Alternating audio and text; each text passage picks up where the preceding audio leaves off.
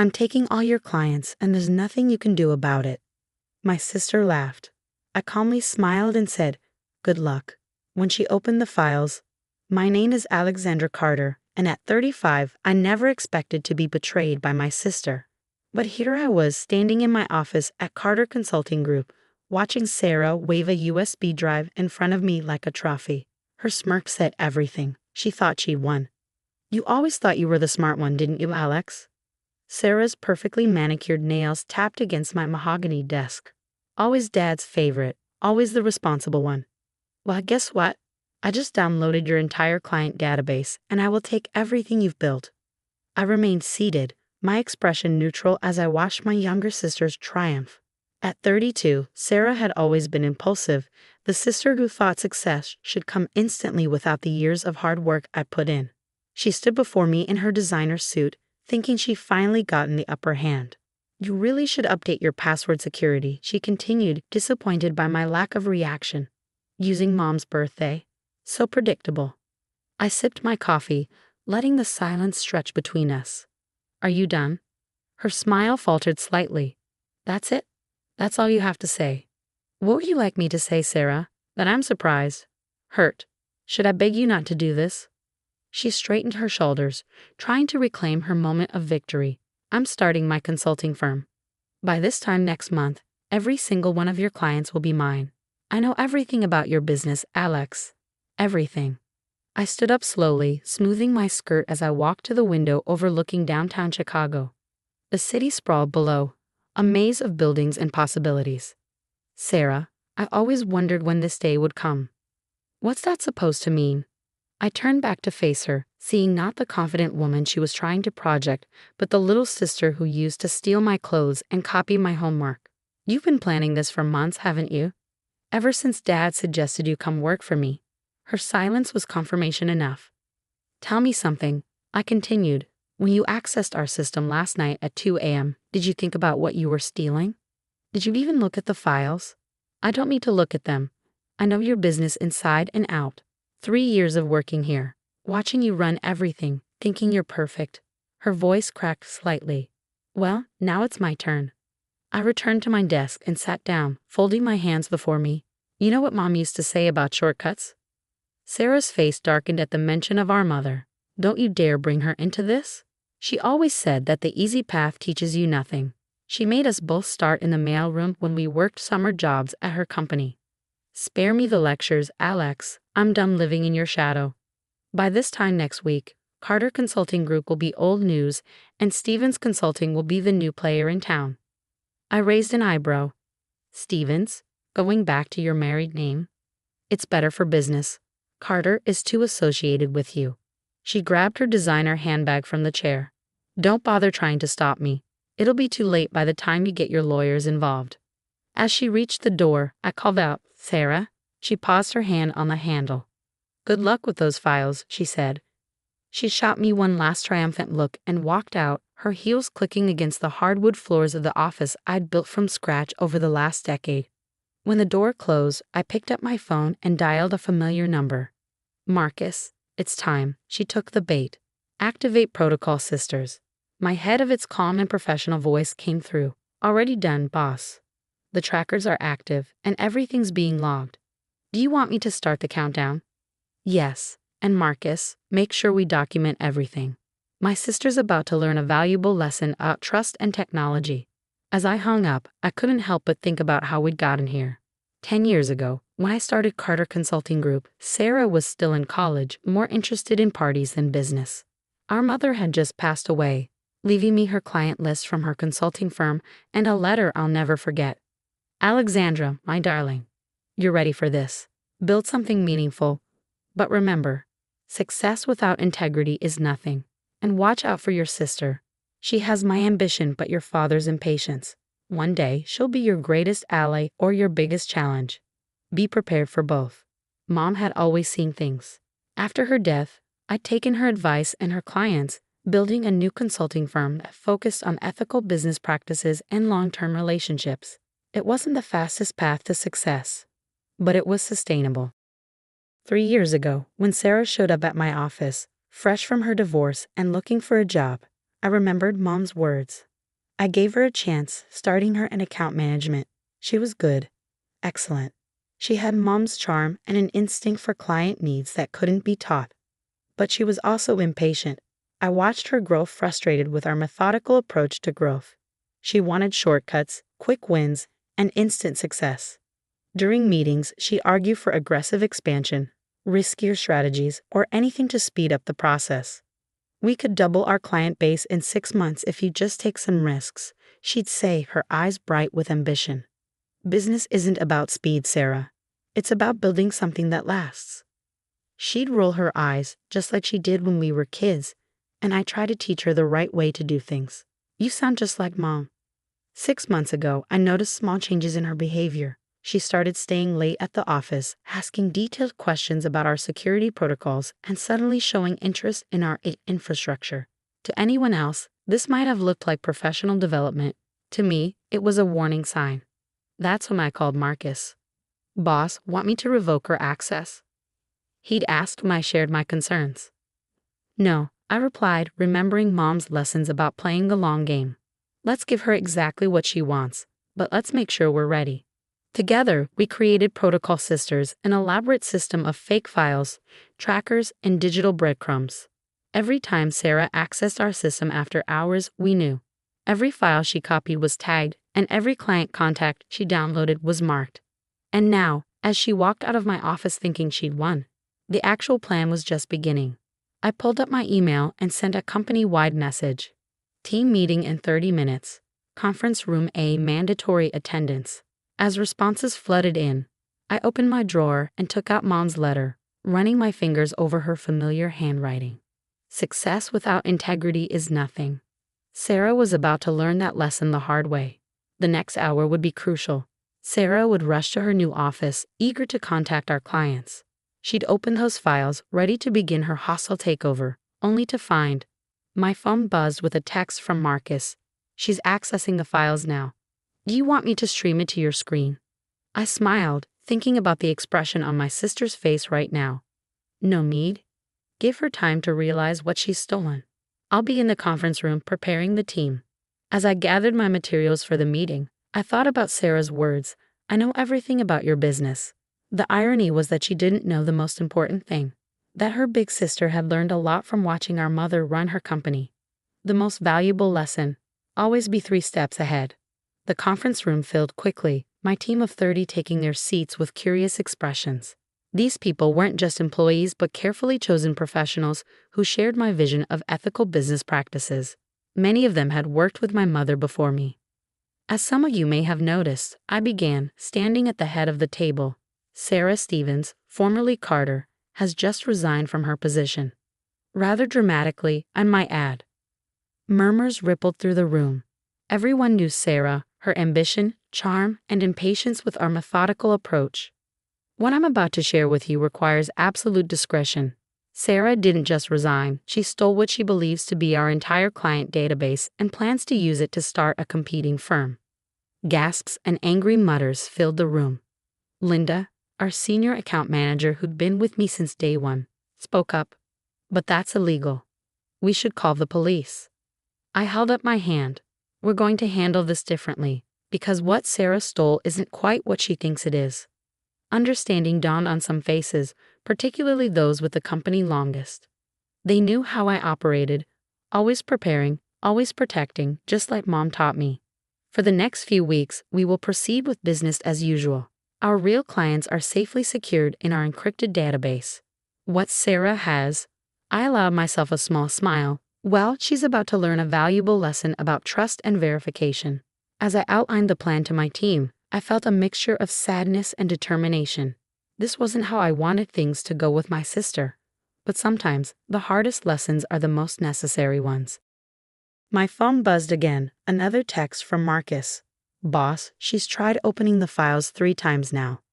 Do you want me to send you the security footage from her new office? I declined again. I didn't need to see Sarah's face to know what was happening. The files she'd stolen, the ones she thought would give her instant success, were an elaborate setup. Each client contact was slightly wrong, email addresses with subtle typos, phone numbers with transposed digits, and company names with minor misspellings, just enough to make every attempt at contact fail. With each attempt, our system would log her actions, building a case that would protect us legally while teaching her the cost of betrayal. The meeting concluded with a clear strategy for the coming weeks. As my team filed out, Linda stayed behind. "Alex," she said softly, "I remember when your mother handled a similar situation with her former partner. She was just as calm as you are now." I smiled, thinking of Mom's steady hand at the helm of her company. She taught me that business isn't just about profits, it's about principles. Sarah forgot that. Would she come back, do you think, when she realizes? I looked out the conference room window at the Chicago skyline, thinking about my sister and the long road ahead. That depends on what she learns from this. Sometimes the hardest falls teach us how to stand up stronger. As the day drew close, I sat in my office, watching the sunset over the city. My phone had been silent for hours. No angry calls from Sarah, no desperate messages. She was probably still trying to figure out what had gone wrong, too proud to admit defeat. But I knew my sister. The real storm was coming, and when it did, I had to be ready not just to weather it, but also to help her find her way back, if she chose to take that path. Mom echoed in my mind. She'll either be your greatest ally or your biggest challenge. Right now, she was the latter. But tomorrow? That would depend on what Sarah learned from her first real lesson in business ethics. I picked up my phone and typed a simple message to Marcus. Start phase 2. The response came immediately. You sure, boss? Once we start, there's no going back. I'm sure. Sometimes tough love is the only way. As I gathered my things to head home, I thought about Sarah sitting in her new office, realizing that her shortcut to success had led her straight into a dead end. It wasn't the end of her story or ours. It was just the beginning of a much more important lesson. Phase 2 would begin tomorrow. With it, the real test of character for both of us. The morning sun streamed through my office windows as I reviewed Marcus's overnight report. Sarah had spent hours trying to access the corrupted files, making precisely 47 attempts to contact what she thought were our clients. Each attempt was meticulously logged in our system, creating an ironclad record of her actions. She finally gave up around 3 a.m., Marcus reported, his voice tinged with professional satisfaction and personal concern. Want to see what she sent? I nodded, and he pulled up an email on my screen. The message Sarah had drafted was intended to be professional and persuasive. Dear client name, I'm reaching out regarding your consulting needs. As the former senior account manager at Carter Consulting Group, I'm excited to offer you superior service through my new venture, Stevens Consulting. The email was perfect, except for every single address it was sent to bounce back. Some immediately, others after a delay, creating a cascade of failure notifications throughout the night. She's going to figure it out soon, Marcus warned. The patterns of corruption in those files aren't random. Someone with her experience will eventually see the deliberate nature of the changes. That's exactly what I'm counting on, I replied, thinking about phase 2 of our plan. Has she tried reaccessing our system? 3 times since midnight. Each attempt is more desperate than the last. Want me to block her credentials completely? I shook my head. No, let her keep trying. Every attempt is more evidence of what she intended to do. Just then, my office door burst open. Sarah stood there, her usually perfect appearance showing signs of strain. Her designer suit was slightly wrinkled, her hair not quite as polished as usual, and her eyes blazed with a mixture of fury and desperation. What did you do? She demanded, storming toward my desk. I remained seated, maintaining my calm demeanor. Good morning, Sarah. I see you've had a busy night. The files, they're all wrong.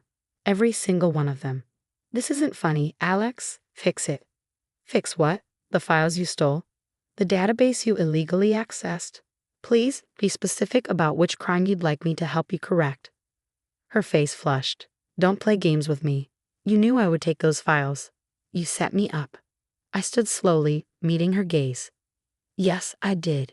Just like I knew you'd been planning this betrayal for months. Did you think I wouldn't protect my company, our mother's legacy, from someone who clearly doesn't understand the value of trust? I understand plenty, she spat. I understand that you've been holding me back, just like always, making me follow your precious protocols, your ethical guidelines, and your careful timelines. Some of us want to succeed in this lifetime, Alex. And how's that working out for you? I asked quietly. How many potential clients have you managed to contact with those stolen files? She flinched, and I knew the number was 0. Every email bounced, every phone number led nowhere, and every carefully crafted pitch had fallen into the digital void. You know what Mom would say about this? I continued. Don't you dare bring her into this again, Sarah warned, but her voice wavered. She would say that success built on betrayal is like a house built on sand. It might look impressive momentarily, but it won't stand. Save your metaphors, Sarah snapped. I want the real client list. Now. I walked to my window, looking out at the city we both loved, the business world we tried to conquer in our ways. No. That's it? Just no. That's right, no, but I will give you something else. A choice. She crossed her arms, suspicion evident in her expression. What kind of choice? Option 1. You continue down this path. Try to build your business on stolen data that doesn't work, face potential legal consequences for corporate espionage, and burn every bridge you have in this industry. Option 2. You learn from this. Learn what? That my sister is just as manipulative as everyone says? I turned back to face her. Learn that there are no shortcuts to success. Learn that trust, once broken, is harder to rebuild than any business. Learn what Mom tried to teach us both, that integrity matters more than quick profits. Sarah sank into one of my office chairs, the fight seemingly draining out of her. You've ruined everything. I invested all my savings in the new office space. I hired staff. I promised people things. You did all that before you even had a viable client base. Before you had proven your business model.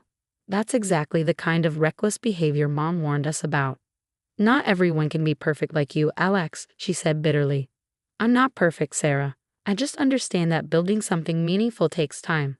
Remember when Mom started her company? She worked out of our garage for 2 years before she could afford a real office. That was different. Times have changed. Have they? Has the importance of trust changed? Has the value of real relationships with clients changed? Sarah was quiet for a long moment, staring at her hands. When she finally spoke, her voice was smaller, more like the little sister I remembered. What am I supposed to do now? This was the moment I'd been waiting for, the opportunity to help her grow or watch her fall completely. Phase 2 depended entirely on how she responded to what I said next. That depends, I said carefully. Are you ready to learn how to build something real? Something that will last? She looked up, confusion replacing some of the anger in her eyes. What do you mean? I sat across from her, remembering all the times Mom had sat with us at the kitchen table, teaching us about business, life, and the importance of doing things the right way. I mean, are you ready to start over? Not as my employee or rival, but as someone who wants to create something meaningful. Start over. I just spent everything I had on this venture. I can't just. I held up my hand. Let me finish. What if I told you there's a way to turn this around? A way that doesn't involve stealing or shortcuts, but will require something much harder from you. What's that? Humility, patience, and a willingness to learn from your mistakes instead of running from them. Sarah's eyes narrowed. Why would you help me after what I did? Why not just let me fail?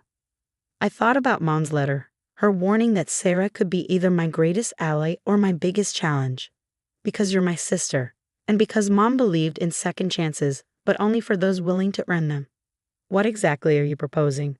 I opened my laptop and turned it toward her. On the screen was a business plan, one I prepared weeks ago, knowing this day might come. This proposal for a new division of Carter Consulting, focusing on emerging technologies and startups. It needs someone ambitious, someone who understands both traditional consulting and modern business needs, someone willing to work hard and build something from the ground up. The right way this time. Sarah stared at the screen, then back at me. You want me to run this? After everything? No, I corrected her. I want you to earn the right to run this. It won't be easy. You'll start at the bottom, prove yourself, and learn every aspect of ethical business practices. And if you succeed, really succeed, then yes, this division could be yours. The silence that followed was heavy with possibility. I could see the wheels turning in Sarah's mind, the battle between her pride and ambition, her anger, and her need to prove herself. How long? She finally asked. 2 years minimum. No shortcuts, no special treatment. You'll work harder than you've ever worked before and do it under close supervision. Every step will be earned, every promotion justified. And if I refuse? I close the laptop slowly. Then those files you stole will be turned over to our lawyers, along with complete documentation of your corporate espionage attempt. Your choice. Sarah stood and walked to the window, her reflection showing the internal struggle playing out on her face. This moment would define not just her future, but our relationship as sisters. 2 years is a long time, she said finally. Building something worthwhile usually is. She turned back to me, and for the first time in years, I saw a glimpse of the sister I used to know. The one who would come to me for help with homework and looked up to me before competition and jealousy got in the way. When do I start? I allowed myself a small smile. That depends on what you do next. The following day, Sarah arrived at the office precisely 15 minutes early, wearing a simple black suit instead of her usual designer labels. She carried a notebook rather than her expensive leather portfolio, and the look in her eyes was different, more determined than defiant. "Where do I start?" she asked, standing in my office doorway. I gestured to a desk visible through the glass walls, a simple workstation in the open office, not the private office she'd occupied before. "That's your new space. Marcus will set you up with basic system access. Read only, no client contact yet." She nodded, accepting the demotion without complaint. As she turned to leave, I called after her. "Sarah, your first task is to document everything you did with those stolen files. Every attempt to contact clients, every email, every plan you made. Complete honesty, that's your baseline for moving forward." "Everything?" She hesitated. "Everything. You can't fix what you won't acknowledge." For the next week, I watched as Sarah immersed herself in the task. She worked late, documenting her actions in meticulous detail. Her report revealed more than just the attempted theft. It showed a pattern of increasing desperation, of corners cut, and of ethics compromised long before the final betrayal. Marcus kept me updated on her system activity. "She's doing it right, boss," he reported. "There have been no attempts to access restricted areas or communication with outside contacts. She's staying in her lane." One evening, as the office emptied, I found Sarah still at her desk, staring at her computer screen. "It's almost 8, I said, stopping by her workstation. She looked up, exhaustion evident on her face. "I'm almost finished with the report. There's so much I didn't want to see before. So many times I could have made different choices." I pulled up a chair. "Tell me about it." "Remember last year's client meeting with Davidson Corp? When their CFO mentioned those accounting irregularities?" I nodded, remembering how Sarah had glossed over the issue, pushing for a quick contract signing. "I knew something was wrong," she admitted, "but I was so focused on landing the big account, proving I could bring in major clients, I convinced myself it wasn't our problem to solve." "What would you do differently now?" She met my eyes steadily. "I'd report it, help them fix the issue before it becomes a larger problem." "That's what Mom would have done, isn't it?" "Yes, it is. And that's exactly what I did after you moved on to other accounts." Sarah's eyes widened. "You knew?" "Of course I knew. I've been cleaning up behind you for 3 years, Sarah. Every shortcut, every overlooked detail, every ethical gray area you danced around. I fixed it all. Because that's what Mom taught me to do. Protect the business and protect my sister, even from herself." Tears welled in her eyes. "Why did you ever say anything? Would you have listened? Or would you have seen it as another example of your big sister showing you up?" She wiped her eyes quickly. "I messed up, didn't I?" "Yes, you did. But you're fixing it now. That counts for something." The following month brought gradual changes. Sarah threw herself into learning every aspect of ethical business practices. She attended training sessions without complaint, took detailed notes during meetings, and started asking questions about proper procedures instead of looking for workarounds. One morning, Linda stopped by my office, closing the door behind her. "Your sister just caught a major error in the Johnson proposal," she said. "A discrepancy that could have cost us the account if it had gone through. Did she try to fix it herself?" Linda shook her head. "No, she brought it straight to me. Said she wanted to make sure we handled it through proper channels." I smiled. Progress. 3 months into Sarah's probationary period, I received an unexpected email from her. "Can we meet?" There's something I need to show you. She carried a familiar-looking journal when she came to my office that afternoon. I found Mom's old business diary, she said, placing it on my desk. I've been reading it every night. Did you know she almost lost everything in her third year of business? I nodded. The Martinez account. A competitor tried to poach her biggest client. But instead of fighting dirty or giving up, she innovated. She created a new service model that made her indispensable to her clients. Sarah's eyes shone with newfound understanding. She built something better instead of tearing someone else down. That's right. Alex, I've been thinking about the new division you propose. The one for emerging technologies. What about it? She pulled out her notebook, opening to a carefully prepared presentation. I have some ideas, not shortcuts or quick fixes, but real innovations. Ways we could help startup clients build ethical foundations from the ground up. Would you be willing to look at them? I studied my sister's face, seeing not the arrogant woman who had tried to steal my client list, but someone new, or perhaps someone who'd been there all along, just waiting for the right moment to emerge. Show me, I said. For the next hour, Sarah walked me through her proposals. They were thoughtful, detailed, and most importantly, built on principles of sustainable growth and ethical business practices. This is good work, I admitted when she finished. Good. I've been studying Mom's approaches, combining them with what I've learned about modern startup challenges. I think there's a way to honor her legacy while adapting to current market needs. And you're willing to build this properly? No rushing, no cutting corners. She met my gaze firmly. I want to do it right this time, not just to prove myself to you, but also because I finally understand what Mom was trying to teach us. Success without integrity isn't success at all. After Sarah left, I pulled out Mom's letter again that evening. Your sister will either be your greatest ally or your biggest challenge, she'd written. Looking at Sarah's proposals spread across my desk, I wondered if maybe she could be both, if the challenge of helping her improve could make us both stronger. I picked up my phone and called Marcus. Start phase 3, I said. You sure? It's only been 3 months. I'm sure. She's ready for the next test. As I hung up, I looked at the family photo on my wall. Mom, Sarah, and me at the opening of Mom's first real office. We were all smiling, united in purpose and pride. Maybe we could find our way back to that, not by erasing the past few months, but by building something new from the lessons learned. Phase 3 would show whether Sarah's changes were fundamental or just another performance. But I felt genuinely hopeful about the outcome for the first time since this all began. The next day would bring new challenges, but we were finally moving in the right direction. Together, just as Mom had always hoped we would be. 6 months after Sarah's attempted betrayal, Carter Consulting Group was hosting its annual client appreciation event. The venue, a rooftop garden overlooking Chicago's skyline, buzzed with conversation as clients, employees, and industry partners mingled under the early evening sky. Sarah stood at the entrance, greeting guests with a quiet confidence different from her old artificial charm. She wore a simple blue dress, Mom's favorite color, and the diamond earring she gave her for her college graduation.